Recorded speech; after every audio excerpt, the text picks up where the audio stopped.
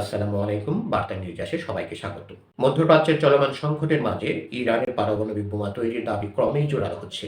ইরানের কট্টরপন্থী মহলে তেহরানের পারমাণবিক বোমা তৈরির পক্ষে দাবি ক্রমশ জোরালো, প্রকাশ্য এবং জেদি হয়ে উঠেছে।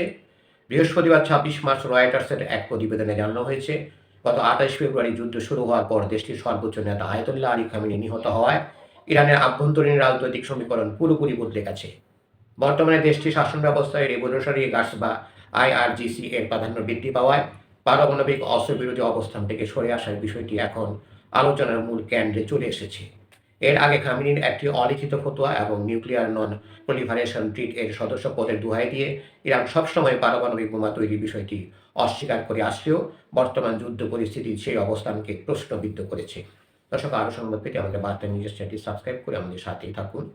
ইরানের জ্যেষ্ঠ দুই সূত্রের মধ্যে যদিও এখন আনুষ্ঠানিকভাবে পারমাণবিক ডকট্রিন বা নীতিতে কোনো পরিবর্তন আনা হয়নি, তবে শাসন ব্যবস্থার ভেতরে প্রভাবশালী অনেক কণ্ঠস্বর এখন এনপিটি থেকে বেরিয়ে আসার এবং সরাসরি পারমাণবিক বোমা তৈরির দাবি তুলেছেন।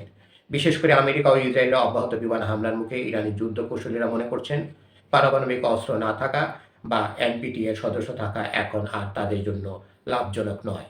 রেভলিউশনারি গার্ডসের ঘনিষ্ঠ সংবাদ সংস্থা তাসনিম সম্প্রতি একটি নিবন্ধন প্রকাশ করেছে, যেখানে বলা হয়েছে ইরানের উচিত যত দ্রুত সম্ভব এনপিটি থেকে নিজেদের প্রত্যাহার করে নেওয়া। বিশ্লেষকদের মধ্যে আয়াতুল্লাহ খামেনির মৃত্যুর পরে তার দেওয়া পারমাণবিক অস্ত্র বিরোধী ফতোয়াটি এখন কতটা কার্যকর থাকবে তা নিয়ে অনিশ্চয়তা তৈরি হয়েছে। ইতিপূর্বে ইরানের কৌশল ছিল একটি থ্রেশহোল্ড টেস্ট বা এমন এক পর্যায়ে থাকা যেখানে প্রয়োজন হলে খুব দ্রুত বোমা তৈরি করা যাবে, কিন্তু সরাসরি পারমাণবিক শক্তিধর দেশ হিসাবে পরিচিতি পাবে না।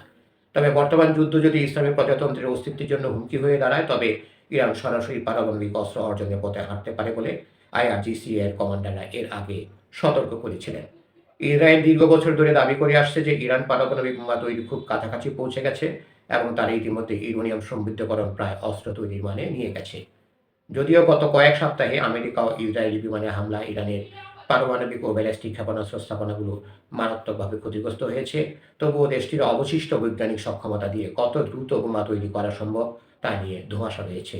তবে বর্তমানে রাষ্ট্রীয় টেলিভিশনে পারমাণবিক অস্ত্রের প্রয়োজনীয়তা নিয়ে প্রকাশ্যে আলোচনা এবং জনদাবির কথা প্রচার করা হচ্ছে, যা ইঙ্গিত দিচ্ছে যে তেহরান হয়তো তাদের দীর্ঘদিনের গোপনীয়তা ও সংযমের নীতি থেকে সরে আসার চূড়ান্ত প্রস্তুতি নিচ্ছে। ধন্যবাদ সবাইকে এতক্ষণ ধরে আমাদের সাথে থাকার জন্য। আরও সংবাদ পেতে আমাদের বার্তা নিউজ চ্যানেলটি সাবস্ক্রাইব করে আমাদের সাথেই থাকুন।